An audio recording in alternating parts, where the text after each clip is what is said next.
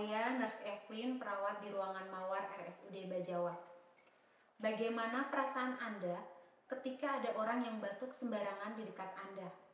Marah, kesal, atau biasa saja?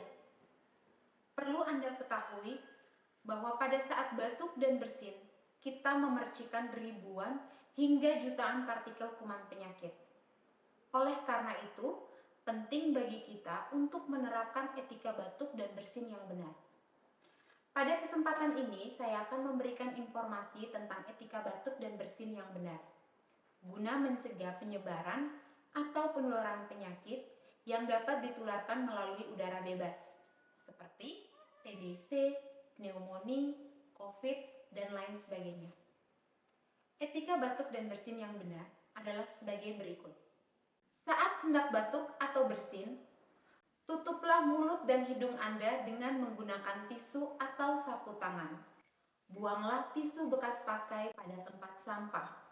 Jika tidak ada tisu, tutuplah mulut dan hidung Anda dengan menggunakan lengan dalam baju Anda. Gunakan masker. Perhatikan cara penggunaan masker. Arahkan kawat pada bagian atas atau melewati bagian tulang hidung Anda. Kaitkan masker pada kedua telinga Anda. Kemudian tekan kawat melewati bagian atas hidung Anda. Setelah melakukan etika batuk dan bersin yang benar, jangan lupa untuk mencuci tangan dengan baik dan benar. Demikian informasi tentang etika batuk dan bersin. Mari kita terapkan etika batuk dan bersin yang benar ini.